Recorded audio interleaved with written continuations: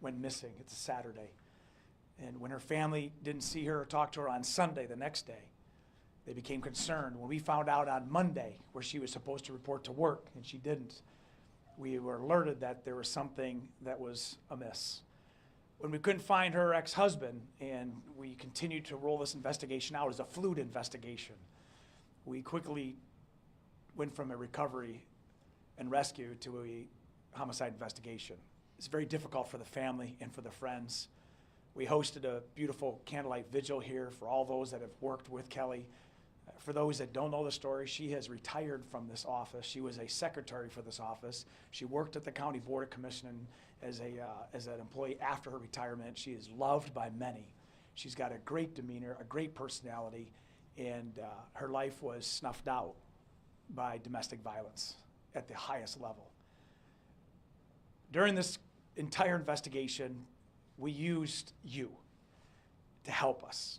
And for every media group that's in this room, Mid-Michigan, ABC, and Channel 5, I want to say thank you personally, because you were consistent on messaging what we needed to get out there faster than anybody could. And that on the receiving end of all you that are out there watching your local news and building a relationship with online news reporting, you were the eyes and ears. That's how we found Higgins, because of a news briefing that we did, and he was identified. And around 2 o'clock in the morning that following Tuesday, when he was traffic stopped, he killed himself. But it was that caller who saw the briefing. When Lieutenant Nicholson, while we were doing a briefing, got a tip that there was a brave soul up in West Branch who saw this briefing, and her friend saw it and confronted Higgins, who was up north, it was because of the messaging. I want to thank Sheriff Gilbert from Ogama County and all the work that he and his staff did for us. The Michigan State Police, the Michigan State Crime Lab. These are all these individuals that helped us kind of put the pieces together. Our friends down in Sandusky, Ohio, the police department that sat on the house and helped us do some interviews and let us use their equipment. And it was just a great work together to try to find where Kelly was. Because Higgins took his life, we didn't have those pieces. And as I mentioned, the good work of the Detective Bureau, Lieutenant Stadler, again, we talked about Lieutenant Nicholson, Sergeant Leonowitz, all the detectives here at this office, all the hundreds and hundreds of hours of search warrant preparation and all the working on trying to figure out where could he have gone and where can we find Kelly. These were things that have never relented until we were able to give her the proper burial she deserves. Well, when we got the phone call, I personally, from the sheriff in Saginaw County, Sheriff Fetterspiel, that his detectives were being dispatched to a scene just north of Chesaning in St. Charles Township, that there was a probability that that deceased and partially decomposed body was maybe one of our missings. And so the team went up there, and we quickly determined that it was. But when I did my briefing last week, we had to answer some dental records and some DNA to confirm. Now, in an investigation, you want to make sure that there's no room for error on any of this. So we're very strategic and intentional on releasing these details. How the sheriff's office got that call was because of a hunter that was out with his dogs, and those bird dogs indicated in that area. And that area is a one-way. There's a little bit of a downhill where we could clearly tell that's where Kelly was taken. Not to get into the gruesome facts of how she was found, but I can assure you this, that that scene confirmed that she was left there by Higgins, and the dental records that were provided by her dentist to the Saginaw medical examiner confirmed a 100% identity. I say that because it's a chapter closed, but the pain is still there. We have been in contact with Kelly's daughter, Kelly's friends, the county board. We know that now that this has closed, that we have to help continue to wrap our hands around the family. Now, there are some questions that we're going to want some answers just for our own curiosity.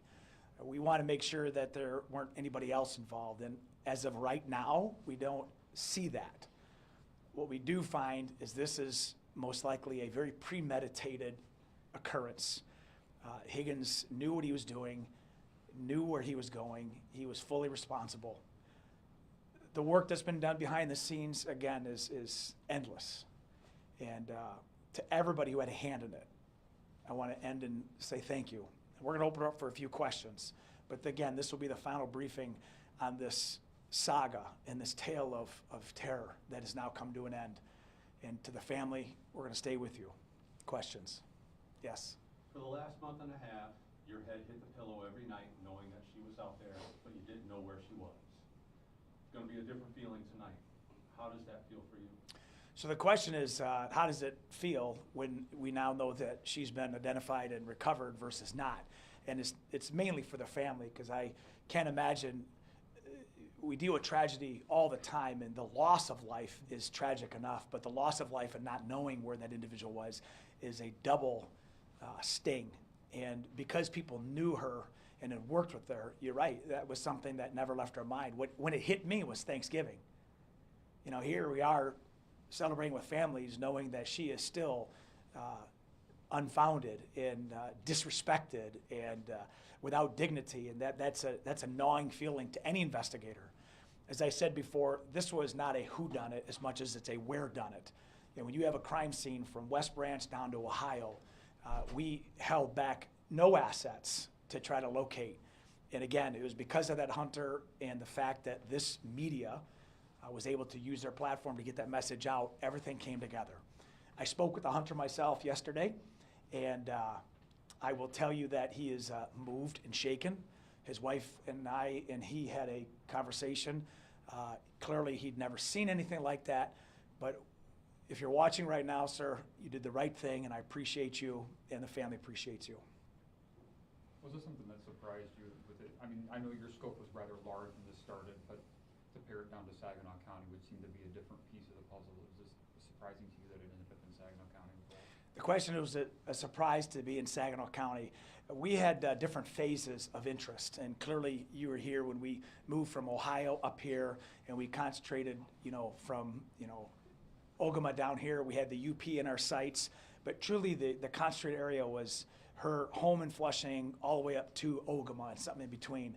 What we really focused on is the hunting season, which is exactly what happened. We knew that with all the hunters that are going out, people that have blinds and have, plots of land that they have known for years, sometimes generations, they know. And in this particular case, the hunter said, I know game trails, and so when I see something that's out of the ordinary, it catches my attention. When his dog indicated something over into the ditch, and he saw this is not normal, it was exactly what we thought. So it's not a surprise that she was found just north of where she was taken, but how she was found, we even put out a briefing right there at deer season to let people know to be on the lookout. But it worked out, not nearly as fast as we wanted to, but certainly in the end we were able to identify. Do you have any indication that she was dumped there before Higgins took his life, after he returned from up north? Or do you think this may have happened before he went up north? Because I know for the longest time you had said there was that 33-hour gap where you didn't know where Higgins was. So any thoughts on that? So it's speculation. I mean, we do have some digital evidence. The question is, where do we think Higgins was versus where Kelly was found? It's my belief that she was taken clearly sometime the evening of Saturday night until he was found going into that Wednesday morning on Tuesday when she saw the briefing. She was not with him when she went up to the Ogama house on Tuesday and spent all day Tuesday there. She was not there.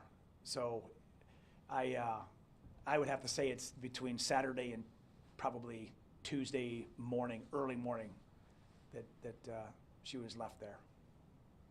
Was the item that you found at that residence in Ogama County, is it still consistent with the murder weapon? So the murder weapon, and again, I want to be sensitive to the family. We found a piece of evidence that was given to us by the female up in Ogama that would be used for blunt force trauma. But because of the body's condition when found, there's no way to determine if that happened. Again, this is still an open investigation, so to be sensitive to the family. we were able to determine a cause and manner of death by what we found just last week. But we are not able to determine what we found at the scene and how the scene was wiped up. And even with the evidence left there, we do know that there was a lot of blunt force trauma, but he took it one step further. At one point you mentioned you were working on Higginson's phone and recovering information off of that. I don't know if I missed a briefing in between No. there. Was there any update on that? Were you able to get any information off of that phone or recover it at all? So the question is about Higgins's phone itself. As you may recall from way back, we found both of those phones with the help of our FBI friends that were literally across the street from each other's. Hers was completely inoperable. His did have some battery power, and we were able to recover. Lieutenant Nicholson has worked with the FBI to try to rebuild those parts in order to get it. It's my understanding we have a small progress in that, but not the full progress. Is that accurate? That's correct. We are actually still waiting on the complete rebuild to happen. It's been a little more difficult than we thought due to the severity of how Higgins destroyed the phone before he discarded it. He destroyed it intentionally, but not realizing that it was still powered up. Yes. Was there ever that concern there that had we made it into the heart of winter and she wasn't found yet, that she was ever going to be found? I say that to say this, Yeah. you come across as a very resilient person. You always said during these briefings that I'm not giving up, I'm never That's giving right. up through all this. But in your heart of hearts, Yeah. was there that thought that we may not solve this one? Well, there's never a time where we ever take and submit to defeat in law enforcement, certainly me. And the question of when we would find her, certainly every day that went by was more difficult. When you look at the elements of life, when you look at the fact we found, digging tools in the back of his truck, if she was below grade, it would be very difficult. I never say it's impossible, but very difficult. In this case, we don't believe any of those tools were used. He may have attempted. What we did do a briefing on is we got an incredible tip about 3 weeks ago that through that, again, network of people, that there was another possible scene up north. And so the detective shot up there, and it was nothing. And so we've had 2 different big leads up in Ogama that we thought this could be it, and it wasn't it. So we just keep on going. But I was hopeful, and that's why you have to stay on these cases, because families' lives depend on us doing our job, even if you don't hear from us. And that's what this detective bureau did. Would this be described as like hundreds of tips at this point that you can't? Hundreds of tips, hundreds. And more importantly, not only just tips, but eyes and ears that we will never know would talk and, would ask questions. So anybody who elevated or edified Kelly, talked about it, shared this, you are part of this case being solved. Can you tell us how the family is reacting to this? Are they planning a funeral? Are they planning a ceremony? And then what about the county employees too that all participated in that vigil? Yeah. How are they reacting now to knowing that this is over? So there's certainly an aura of relief, but yet sadness. The fact that she was not found for 45 days, that still is unsettling. And it will always be unsettling, not only how she died, but also where she was left. But we pray in this field that there is some closure, knowing that door has closed. Now it's the healing process. I personally talked to her daughter. I have contacted the county board. I talked to the county administrator, Josh Freeman, who's working direct with another family friend. Her family is still dealing with this grief, like many that have lost people with such violence. But at least this is that closure that they were hoping for. Now it's healing. Again, thank you so much, and I'll continue to keep you briefed on other events in the county. Have a safe day.